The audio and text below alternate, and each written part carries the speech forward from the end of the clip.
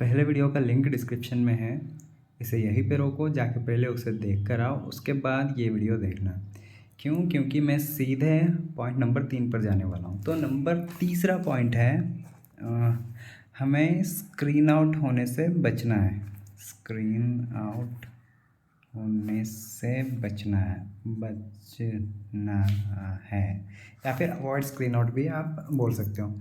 Screen out मतलब क्या होता है? देखो, कभी कभी ऐसा होता है हम सर्वे के लिए क्वालिफाई भी हो जाते हैं, फिर उसके बाद सर्वे के 4, 5, 6, 10 क्वेश्चन ऐसा भी हो गया, उसके बाद एक क्वेश्चन आता है वहाँ पर जिसको हम पूरी प्रामाणिकता से उत्तर दे देते हैं। फिर उसके बाद thank you for your time, your quality time, ऐसा ऐसा बोल के सर्वे उधर ही screen out, I mean ruled out हो जाता है, बंद हो जाता है। फिर हमको कुछ 0.01 सेंट या फिर 1 सेंट या $0.01 हमको ऐसा कुछ कंपनसेशन मिलता है।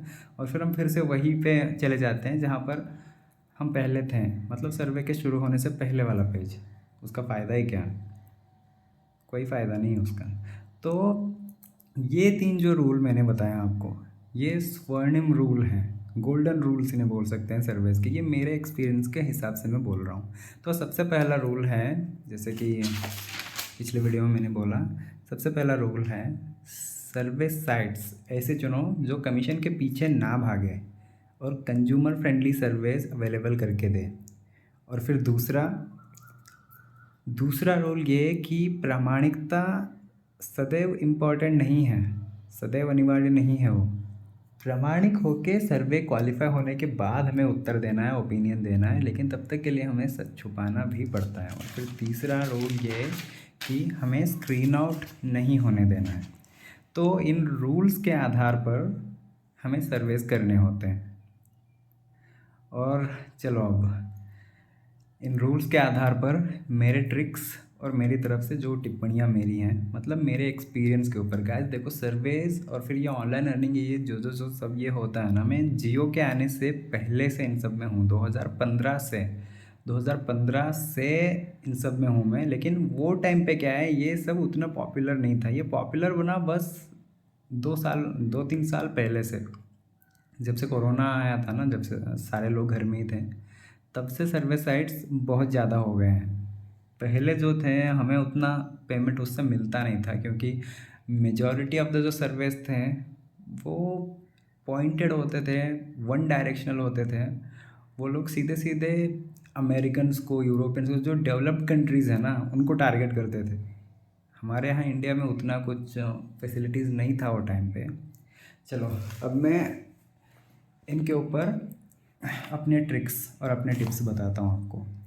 तो सबसे पहले, जैसे कि मैंने बोला, हमें सर्वे साइट्स ठीक ठाक चुनने हैं जो कमीशन के पीछे भागते नहीं हैं। लेकिन सर्वे साइट्स हम मान लो हम चुन भी लें, फिर उसके बाद हमें करना क्या होता है? उसके बाद हमें सबसे पहले हमें सेट करना होता है हमारा सर्वे प्रोफाइल।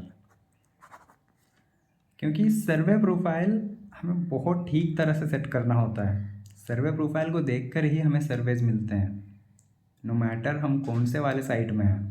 ठीक है, कौन से सर्वे साइट में है मैटर नहीं करता। सर्वे का प्रोफाइल अगर ठीक है ना, तो ही हमें उसके आधार पर, जो भी हमारा प्रोफाइल रहेगा उसके आधार पर हमें सर्वेज मिलते हैं। तो फिर सर्वे का प्रोफाइल हमें रखना कैसे? और एक और बात गाइस अभी बता देता हूँ, अगर आप ऑलरेडी ज्वाइंट है और ऑलरेडी आपका कोई सर्वे प्रोफाइल है, कोई फ़र्क नहीं पड़ता उधर से, आप इसे जब चाहे तब बदल सकते हैं। अगर कुछ साइट्स ऐसे होते हैं जिनमें आप सर्वे प्रोफाइल एक बार अगर हो गया तो आप बदल नहीं सकते, लेकिन उसका भी उपाय है मेरे पास। उसका उपाय ये है कि जो सर्वेज आपको मिल रहे हैं ना, छोटे छोटे सर्वेज, उन्हें आप जेन्युइनली और पूरा ऑनेस्ट होकर कंप्लीट किया करिए।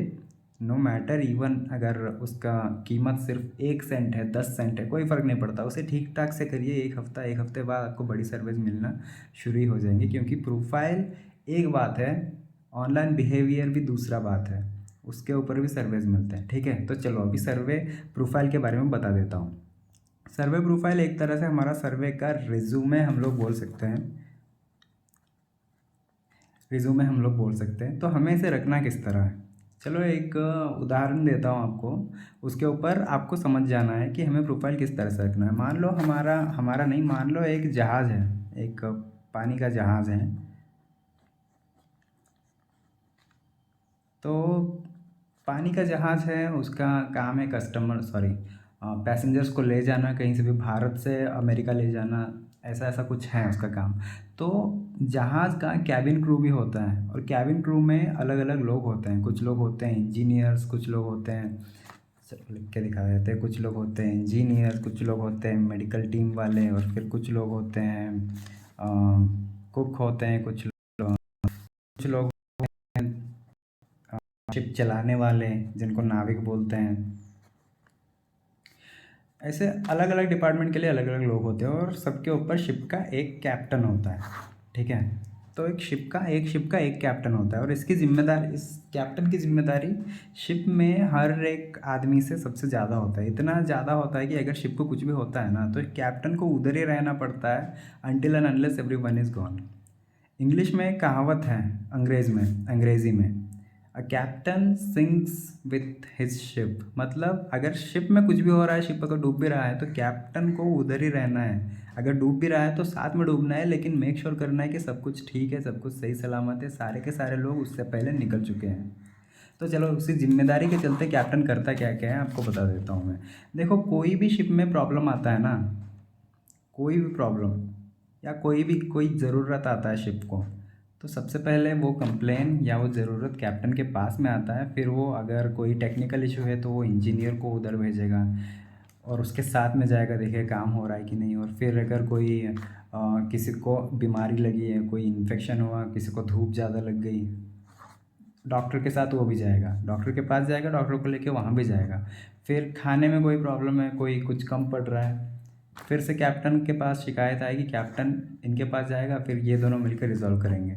तो ऐसे ही, मतलब कोई भी ज़रूरत है, कोई भी कंप्लेंट है, सबसे पहले लोग कैप्टन के पास ही आते हैं, और फिर कैप्टन इनको रिजॉल्व करता है। मतलब ये लोग तो हैं, लेकिन ये वहाँ रहता हमेशा है। क्यों? क्योंकि कैप्टन का काम ही वही होता है कि मेक श्योर करना कि लोग अपना काम ठीक से कर रहे हैं। तो मतलब समझें, कोई भी ज़रूरत हो, कोई भी चीज़ हो, कैप्टन के पास ही शिप का सबसे पहला डाटा आता है। तो हमें जो सर्वे का प्रोफाइल बनाना है ना, वो बिल्कुल इस कैप्टन की तरह बनाना है। आपको अगर कोई काम दे रहा है तो आपका रेज्यूमे चेक करेगा ना, वो किस चीज़ में आदमी अच्छा है, क्या क्या इसकी कमजोरियां हैं, समझ रहे हो। तो हमें रेज्यूमे ऐसा सेट करना है कि कोई भी सर्वे आपके पास आए, कोई भी सर्वे अवेलेबल हो जाए, वो सर्वे को आपका रेज्यूमे या फिर आपका सर्वे प्रोफाइल ठीक से सेट हो जाए और आपके पास वो सर्वे आए। तो मतलब समझें। तो चलो, अब इसके आधार पर प्रोफाइल कैसे कैसे रखना है ये मैं बता देता हूँ अगले कुछ देर में। तो सबसे पहले डेट ऑफ बर्थ या फिर एज बोल देता हूँ मैं। तो अकॉर्डिंग टू मी, मैं अपने हिसाब से बोल रहा हूँ गाइस, एज कितना होना चाहिए? एज होना चाहिए 25 के ऊपर 35 या 40 साल के बीच में, 25 के ऊपर और 35 के बीच में। अभी देखो, ये क्यों मैं बोल रहा हूँ, क्योंकि ये एज वाले लोग ना, पहली बात तो ये या तो एमबीए किए हुए रहेंगे या फिर एमटेक या कोई भी डबल डिग्री या डिग्री कर चुके रहेंगे।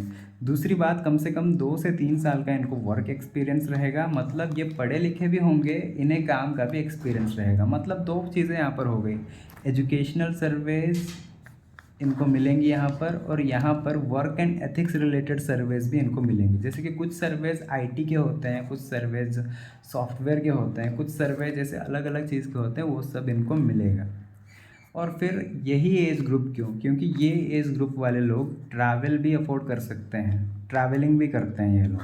तो ट्रैवल बेस्ड सर्विस भी इनको, मतलब ये एज ग्रुप के लोगों को ज़्यादा वॉलेटाइलिटी रहता है, ज़्यादा वो लोग रिमोट रहते हैं, ज़्यादा वो लोग एक्सेसिबल रहते हैं। मतलब इमेजिन करो, 25 साल से कोई नीचे है या फिर कोई 18 साल का है, 19 साल का है, उसे सर्विस मिलेगा तो क्या मिलेगा उसको?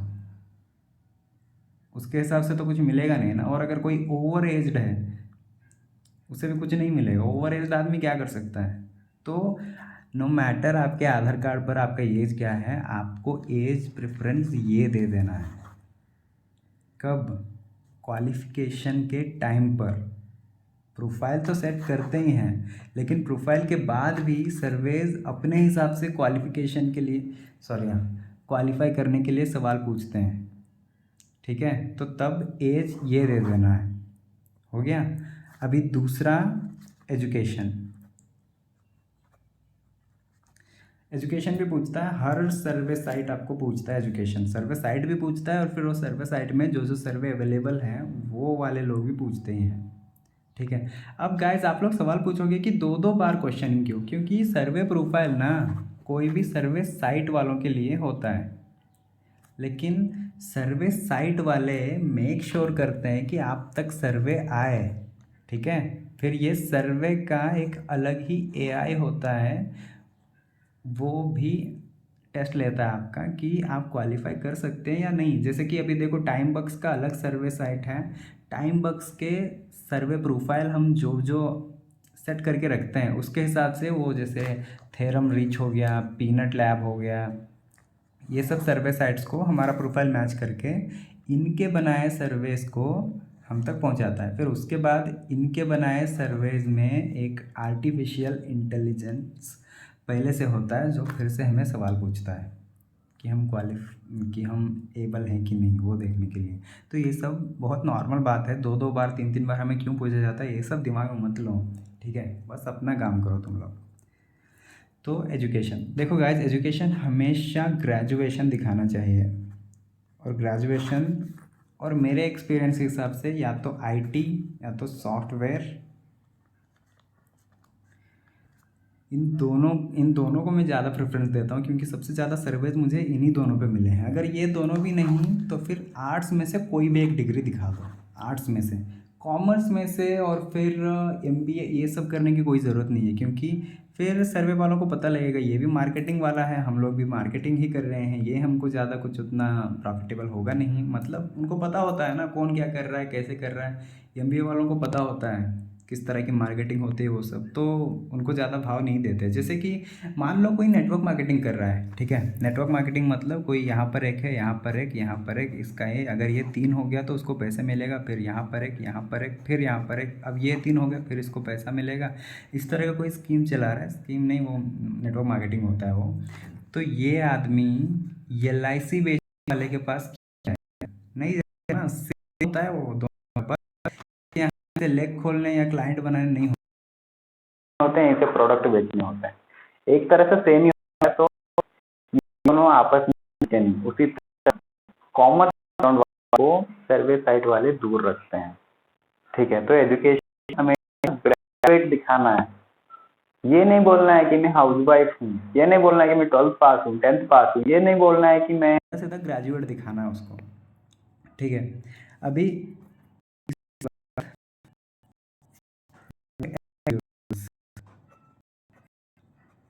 वर्क एक्सपीरियंस, तो गाइस देखो, वर्क एक्सपीरियंस हमको कम से कम 2 साल, और मैक्सिमम आप कितना भी दे सकते हो, लेकिन कम से कम 2 साल का वर्क एक्सपीरियंस आपको देना ही है। क्योंकि गाइस एक फ्रेशर है, और अगर कोई एक सर्वे है जिसमें हमें वर्क एथिक्स और फिर हमारे वर्क एक्सपीरियंस के ऊपर उनको ओपिनियन देना है, जैसे कि मेरा HR मैनेजर कैसा है, मैं कैप जेमिनी में काम करता हूँ, मैं HP में काम करता हूँ, मैं शेल इंटरनेशनल में काम करता हूँ, तो मेरा जो ऑफिस है उसका स्टाफ कैसा है, क्या उसमें इम्प्रूवमेंट्स हो सकते हैं, मेरा HR कैसा है, उसमें क्या इम्प्रूवमेंट्स हो सकते हैं, मेरा इंजीनियरिंग डिपार्टमेंट कैसा है, उसमें क्या इम्प्रूवमेंट हो सकते हैं। ये कंपनीज जो है ना, जिनके जिनके मैंने नाम लिए, ये ग्लोबल लेवल के कंपनीज़ हैं, और उन्हें एम्प्लॉयज़ के भी ओपिनियन चाहिए होते हैं ताकि अपने एम्प्लॉयमेंट को और ज़्यादा बढ़ा सकें। और उसके लिए अगर किसी के पास एक्सपीरियंस ही नहीं है काम करने का, तो उनका ओपिनियन वो क्यों लेंगे। यहाँ पर अगर हम लोग सत्य हरिश्चंद्र बनकर बैठे रहेंगे ना, तो गाइज मैं भी 2017 तक सत्य हरिश्चंद्र बन के ही ओपिनियन देता था, महीने का $1 नहीं मिलता था मेरे को सर्विस से। फिर मैंने भी ये सब किया। गाइज ये कोई गलत नहीं है, ठीक है, आप ओपनली बोल रहे होंगे कि ये हमको झूठ बोलना सिखा। गाइज झूठ बोलना बोल रहा हूँ कुछ नहीं है, मैं इतना बोल रहा हूँ क्वालिफाई हो जाओ किसी तरह पहले, उसके बाद पूरा सत्यता दिखाना वहाँ पर। ठीक है, चलो, तो ये है वर्क एक्सपीरियंस, कम से कम 2 साल का वर्क एक्सपीरियंस आपको दिखाना है वहाँ पर। तो ये 3 पॉइंट पे मैं अभी रहने देता हूँ, 15 मिनट का वीडियो हो चुका है गाइज। अभी टाइम हो रहा है दोपहर के 3:30 बजे। शाम को रेलवे स्टेशन के पास जाऊँगा तो करीब ये 2.5 GB 3 GB का रहेगा अभी तक, वहाँ पे वाईफाई मिलेगा, मैं अपलोड कर दूँगा। और लिंक, सारे लिंक्स, ज्वाइनिंग लिंक, मेरे व्हाट्सएप, टेलीग्राम, सारे लिंक डिस्क्रिप्शन में हैं। हर वीडियो में बोलता हूँ और अभी भी बोल रहा हूँ मैं ये, कौन सा भी अर्निंग वेबसाइट अगर ज्वाइन करना है, इंटरनेट से पैसे कमाना है, कौन सा भी वेबसाइट ज्वाइन करना है या फिर कौन सा भी ऐप आपको ज्वाइन करना है, किसी ना किसी के रेफरल लिंक से, किसी ना किसी के इनविटेशन कोड से, किसी ना किसी के बुलावे पर ही आपको ज्वाइन करना है। ठीक है, हनी गेन हो, टाइम बक्स हो, कौन सा भी। और अगर आप मेरे लिंक से ज्वाइन नहीं भी हैं तो भी व्हाट्सएप में, टेलीग्राम में आपका स्वागत है। ठीक है, हो गया। तो अगला वीडियो कब आएगा मैं बोल नहीं सकता हूँ, हो सकता है ये मेरे टाइम के ऊपर डिपेंडेंट रहता है। तो आप बस बेल आइकॉन हिट कर देना, जब भी रिलीज़ होगा मेरा अगला वीडियो, जब भी मैं अपलोड कर दूँगा आपको नोटिफिकेशन मिल जाएगा उसका। और अगर बेल आइकॉन नहीं दबाते हो आप लोग, बेल आइकॉन हिट नहीं करते हो, तो जिन जिन का आप हिट करे होते हो ना, उनके नोटिफिकेशन के नीचे मेरा नोटिफिकेशन दब जाएगा कहीं पे, और फिर आपको फिर से सर्च बार में जाके मेरा चैनल ढूंढ के आना पड़ेगा और फिर वो देर हो जाएगा। ठीक है, और वीडियो को लाइक करो। इससे ये होता है कि जो जो लोग आप जैसे हैं, जो जो लोग मेरे जैसे हैं, उन सब तक ये वीडियो पहुंच जाएगा, क्योंकि लाइक करने से यूट्यूब को लगता है कि ये अच्छा कंटेंट है और मुझे इसे प्रमोट करना चाहिए। तो यूट्यूब इसे प्रमोट करता है ऐसे लोगों के पास जो आप जैसे लोग हैं। ठीक है, तो चलो मिलते हैं फिर अगले वीडियो में। हो सकता है आज रात को बना दूं तो कल दोपहर को अपलोड कर दूंगा, हो सकता है कल दोपहर को बना दूं तो एक दिन बाद अपलोड कर दूंगा। आप स्टे ट्यून रहना। मैं व्हाट्सएप में भी एक्टिव हूँ, टेलीग्राम में भी एक्टिव हूँ, इंस्टाग्राम पे मैं फ़िलहाल के लिए नहीं हूँ, तो वहाँ पर ढूंढना मत। कोई भी अगर डाउट रहता है तो कमेंट कर देना। हर सैटरडे के दिन मैं आपके डाउट सॉल्व करता रहूँगा, कोई भी सवाल। और अगर कमेंट में नहीं कर सकते तो संडे के दिन ग्रुप चैट चालू रहेगा, वहाँ पर पूछ लेना, मैं जवाब दे दूँगा आपका। ठीक है, अपना ध्यान रखो और अपने पेरेंट्स का ध्यान रखो। Bye guys.